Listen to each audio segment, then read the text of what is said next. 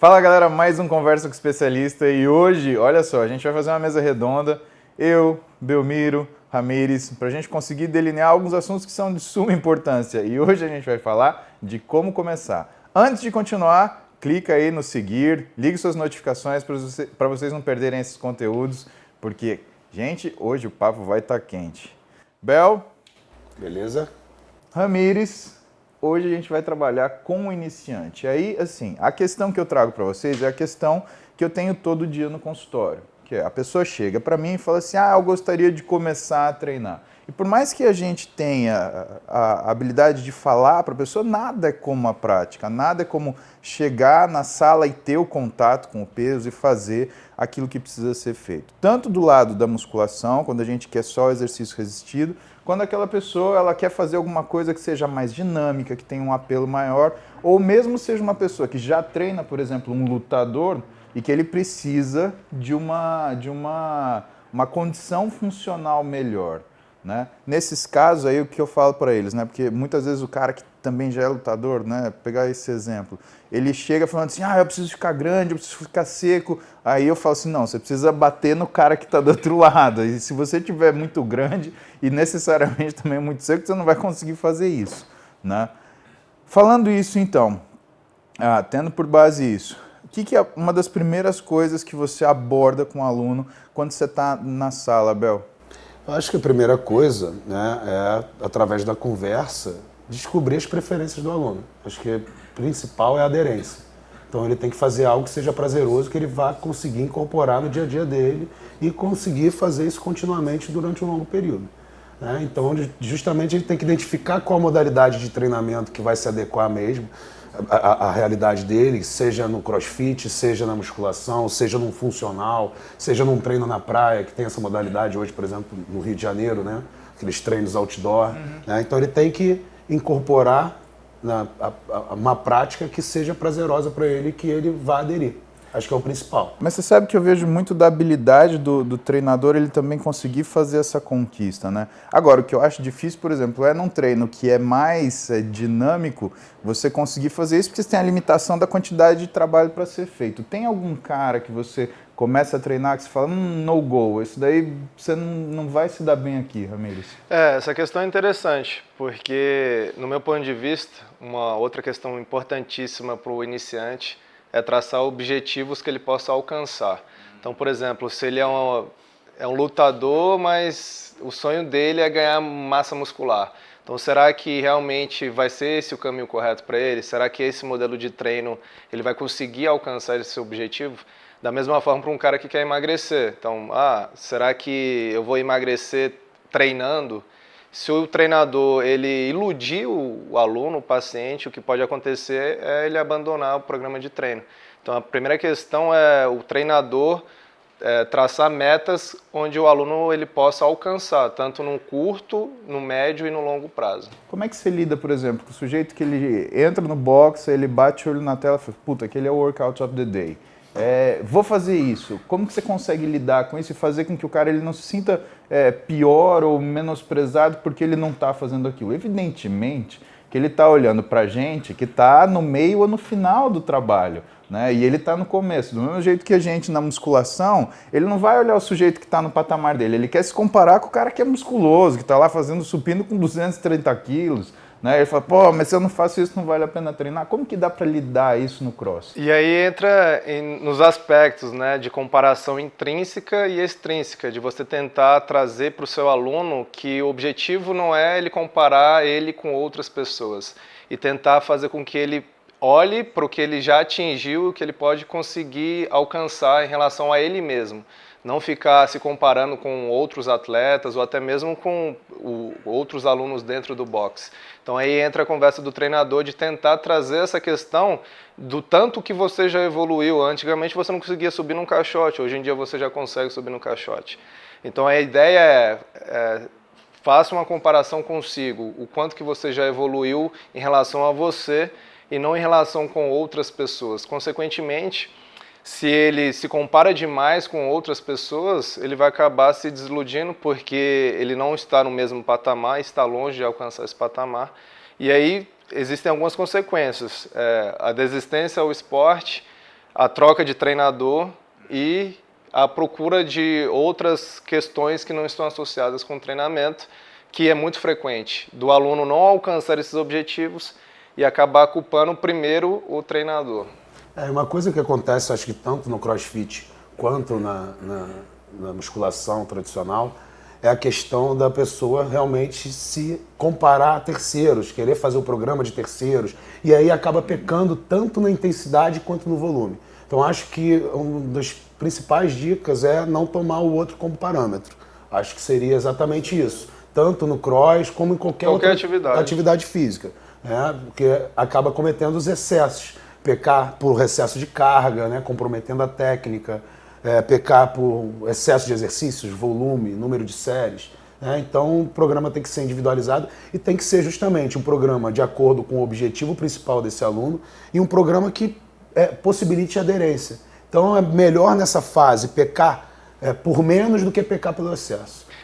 Priorizar questões assim como a técnica, né, que seria uma das questões principais. É isso que eu queria perguntar para vocês, porque, por exemplo, uma das coisas principais que eu falo pro pessoal é a questão da forma de execução. Então, o que eu falo para o sujeito? Antes de você olhar a carga que você vai estar levantando, porque você vai conseguir levantar uma alta carga, você tem força, né? É você entender que você vai entrar numa sala de peso e você vai ver um monte de gente levantando peso. Mas as pessoas que têm resultado são aquelas que estão contraindo o músculo. Como é que você alia a técnica do lado da musculação e como é que, por exemplo, o cara que vai fazer um exercício, que o objetivo é mais a função, o que é você cuidar da forma de execução, né? Eu acho que é aquela máxima, né? A técnica precede a sobrecarga. Então, o que deve ser priorizado a partir do momento que o cara pisa na academia é justamente a técnica de execução, para se ter uma longevidade, uma segurança, né? A longo prazo, né? Minimizar o risco de lesões. Então, a técnica talvez seja o fator primordial quando o cara pisa na academia. E eu sempre digo nos meus cursos, existem estratégias de alteração da técnica, como o sistema de roubada. Mas é o que eu falo sempre no curso. Sistema de roubada é algo para nível avançado. Então o cara precisa construir a técnica para depois poder desconstruir a técnica. Então o cara que vai alterar a técnica no sistema de roubada, ele vai ser aquele cara que já domina a técnica, que já tem um nível avançado de treinamento e que sabe para que ele está usando aquele sistema, aquela alteração técnica do movimento que se chama sistema de roubada. E quando o treinador ele sistematiza uma forma de controlar a forma de execução, por exemplo, cadência, né? A cadência, para você, ela é uma consequência da consistência de contração muscular ou a consistência é uma consequência da cadência? O que é o objetivo final? Você, por exemplo, ensina o seu aluno a contar e dar aqueles passos, ou você ensina ele a sentir o músculo trabalhar e controlar o movimento? O que é o principal? Na verdade, eu não gosto do uso de cadências exatamente pré-estipuladas. Eu gosto do controle na excêntrica. Até porque o músculo não sabe contar nem tempo, nem repetição, claro, né? E se você faz uma série, por exemplo, até a fadiga, essa cadência vai ser perdida da primeira à última repetição. Você não consegue manter o mesmo ritmo. Sim. Então eu trabalho com controle. Quando a gente fala de hipertrofia, eu trabalho com variações de cadências, né? Trabalho com aceleração compensatória. O peso está mais leve, eu peço para o cara acelerar um pouquinho mais pesado ele controlar mais a excêntrica, né? Mas dependendo do objetivo você pode manipular isso de diferentes formas, né? Pensando em força, para ganho de força, a velocidade da concêntrica, né, quando você empurra o peso, é sempre intencional máxima. Mas o que vai determinar a velocidade é justamente a carga mobilizada. Para hipertrofia, a gente não tem uma determinação única, a gente já discutiu isso em outro vídeo. Diferentes cadências conduzem a ganhos hipertróficos equiparáveis. Então o que a gente vê hoje é que talvez a variação nas cadências seria um caminho interessante, mas sempre controlando a execução. Então você vai adotar um ritmo inicial que seja, por mais que esse ritmo seja perdido ao longo das séries, mas você vai adotar um controle do ritmo inicialmente, até para poder valorizar a fase excêntrica, que a gente sabe que tem uma grande importância, tanto para ganhos em força quanto para ganhos hipertróficos, entre outras questões, né, Ramires? É interessante essa questão relacionada com a técnica, Por quê? Porque quando você trabalha com adultos, não com crianças que vão para um meio desportivo, o adulto, ele não quer priorizar a técnica no início, ele só vai entender da importância da técnica depois de 2, 3 anos que ele está praticando, principalmente a modalidade que eu treino, e aí ele vai perceber que ele pecou, que ele errou de não priorizar a técnica e vai ter que dar 2, 3 passos atrás para poder corrigir a técnica. Mas aí isso acontece quando ele nota que ele dá um hit the wall, ele não consegue subir o peso, ou acontece quando ele, de repente, ele sente um desconforto, ou ele sente uma incapacidade de continuar o treino? Em que momento você nota isso? Que ele vai buscar a técnica? As duas, mas principalmente quando ele não consegue mais progredir. Porque a técnica dele é tão ruim que ele, infelizmente, não vai conseguir aumentar mais o peso em modalidades onde a carga é determinante. E ele vai ter que voltar para o básico lá atrás e iniciar todo o processo de reaprendizagem do movimento. Muito atleta foi buscar o cross-treino por conta da capacidade de você ganhar força e resistência ao mesmo tempo. O que foi mais difícil para você na tua experiência, Ramires? Pegar um sujeito do zero e ele entender que tem que fazer a técnica, ou pegar um sujeito avançado e fazer ele entender que ele tem que melhorar a técnica? Acho que você já sabe a resposta, né? Você trabalhar com uma pessoa iniciante é muito mais fácil de você colocar na cabeça dela a ideologia da importância da técnica. Iniciante que eu falo no geral, que nunca treinou na vida. Agora, quando você pega pessoas de outras modalidades, é extremamente difícil você conseguir colocar na cabeça dela que ela vai ter que treinar só com a barra. Ainda mais em um ambiente onde estão treinando mulheres, idosos, e esse cara começa a fazer um comparativo. Fala, poxa, eu sou campeão brasileiro de jiu-jitsu, eu não posso treinar só com a barra com menos peso do que uma garota. E aí, consequentemente, essas pessoas que vêm de outro esporte, que já têm um nível bom de força muscular, eles começam a colocar peso, consequentemente, sem ter técnica, acabam desenvolvendo algum tipo de lesão e abandonando até mesmo a prática da modalidade. Quando você vê isso, aí uma coisa que é de adaptação neuromuscular que eu tenho muita curiosidade. A gente entende, e na musculação, por exemplo, é muito importante a consciência corporal, a capacidade de controle, é a inteligência motora do sujeito, né? Mas quando você tem o cross-treino, o que você nota que é mais difícil? Pegar um sujeito que tem uma programação, por exemplo, do jiu-jitsu que você citou. O jiu-jitsuca, ele, independente do que é o estilo dele de luta, se ele for mais passador, se ele for mais guardeiro, né, ele vai ter aquela tendência de fazer a contração sólida, manter a isometria, né, e ele tem uma inteligência corporal mais espacial, de movimentação. Quando você tem que transferir isso para levantar peso, né, ele tem que ter um ajuste. O que é mais difícil? Você pegar um cara desse e transformar essa inteligência motora dele, ou você ensinar do zero um sujeito que ainda nunca treinou? Porque aí a gente falou da resistência do cara, do sujeito que já treinou, fala, eu não vou fazer do zero. Mas e da plasticidade? Não, com certeza o cara que já vem com a bagagem de outra modalidade esportiva, no geral, não só do jiu-jitsu, ele já tem um controle motor associado com o corpo, com outros movimentos, muito maior do que um iniciante. Só que o grande problema para esse cidadão é que ele, na maioria das vezes, não quer seguir o passo a passo, de ficar 2, 3 meses treinando técnica para depois colocar carga. Porque até mesmo um cara que é lutador de outra modalidade, se ele treina só com a barra, ele vai achar que o treino não é eficaz. Ele vai falar, poxa, eu estou treinando só com a barra, não estou dolorido, então esse treino está errado. Então o atleta ele tem que ter a consciência de que nas primeiras semanas, nos primeiros meses de um esporte que ele ainda não praticou, a questão primordial é a técnica. Não, o treino não está errado. Uhum. E você sabe que nisso, aí eu te falo um case aqui do consultório. Eu peguei um sujeito lutador muito bom, né, e boxer. Aí ele falou assim, pô, mas eu queria puxar um ferro, fazer musculação. Eu falei, então, você não vai fazer nada com isso. Eu preciso que você tenha função. Você vai fazer o quê? A hora que o sujeito, ele armar a guarda, você vai fazer um duplo bíceps para ele falar, peraí que agora eu vou puxar um costas. Porra, não é isso, né? E aí, o que ele falou? Mas eu tinha que começar do zero. Eu falei, então tá bom. Eu sou um musculador, tá bom? Eu treino musculação há 29 anos. faz pelo menos 20 que eu não calço uma luva e vou brincar fazer uma luvinha. Aí eu chego pra você e falo assim, ó, vou treinar boxe. Semana que vem eu quero pegar o Mike Tyson. O que você vai dizer?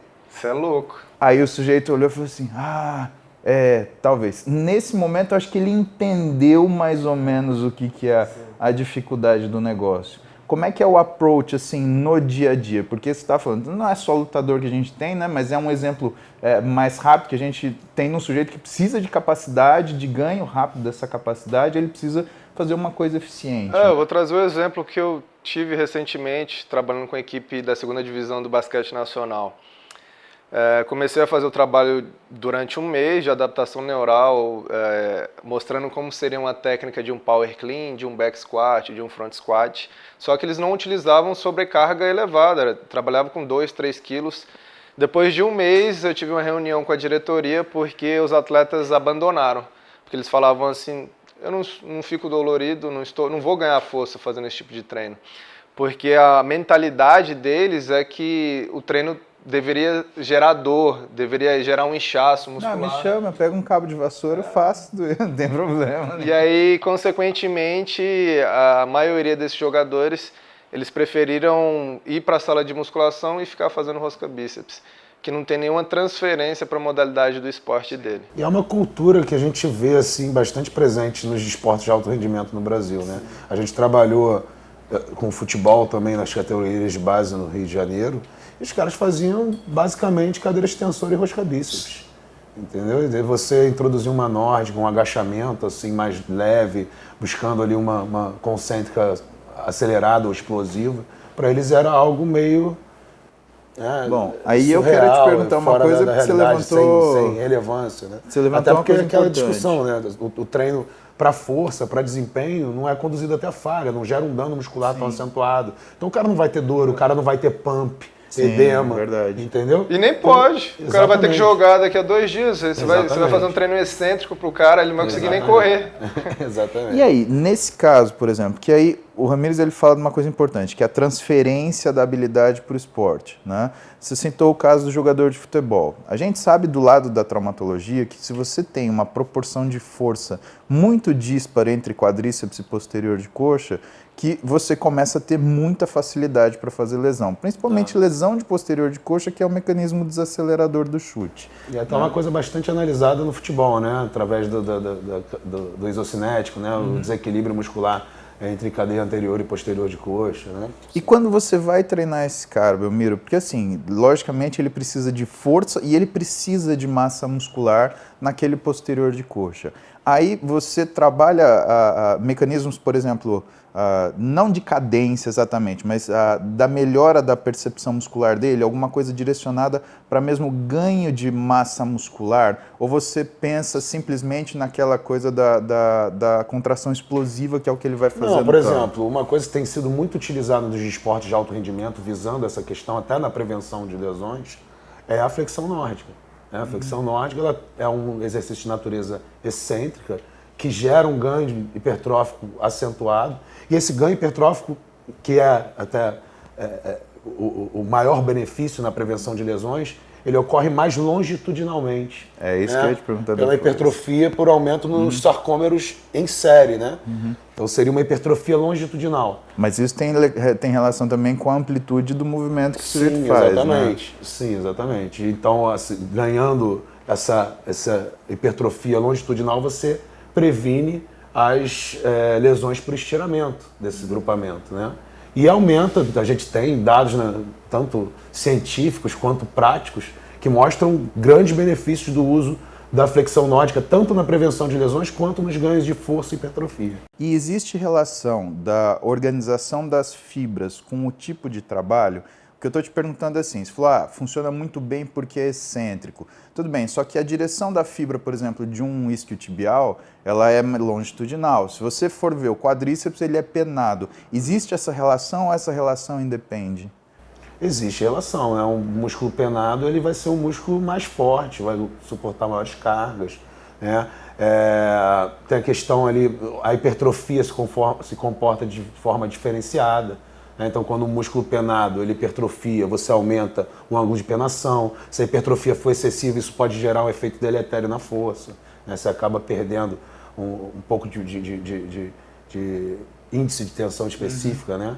Então, você perde força por área muscular, vamos dizer assim.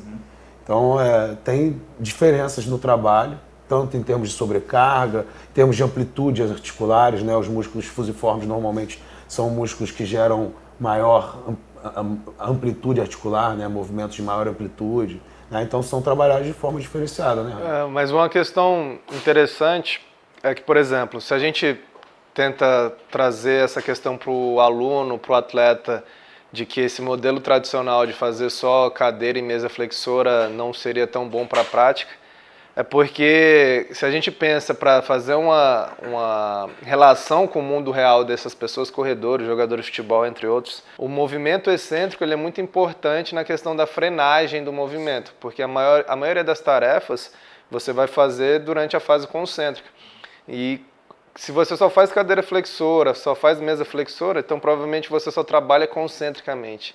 Então você não tem uma tendência de trabalhar verdadeiramente a fase excêntrica, como é feito o trabalho na flexora. Excêntrica, né? Como é feito você acaba limitando por falha concêntrica, você acaba não dando o estímulo excêntrico devido, né? Que a flexão nórdica corrige isso. Não só a flexão nórdica, mas também o good morning, o stiff, também seriam excelentes exercícios para serem trabalhados. Porque dentro da questão de prevenção de lesão, hoje a gente fala que tem que ser um trabalho completo.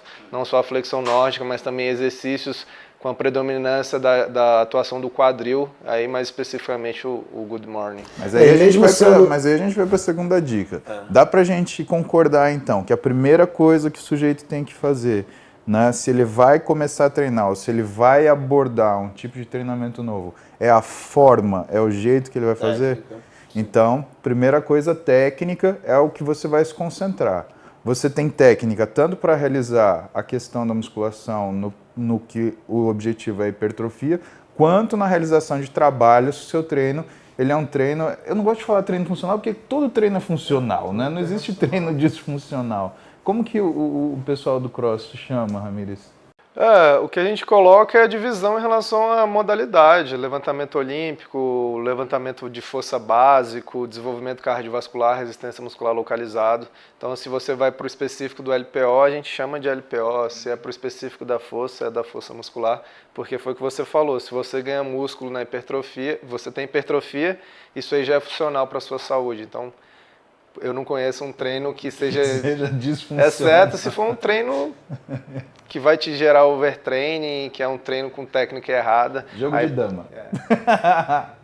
Bom, pessoal, primeira dica então, forma da gente conseguir a forma de execução. Isso é a primeira coisa. Inteligência motora é daí que a gente parte. Agora a gente pode seguir adiante, porque o papo ele vai ficando cada vez mais complexo para você entender o que você tem que fazer desde o zero, seja para começar, seja para fazer algo novo e ter o melhor desempenho possível.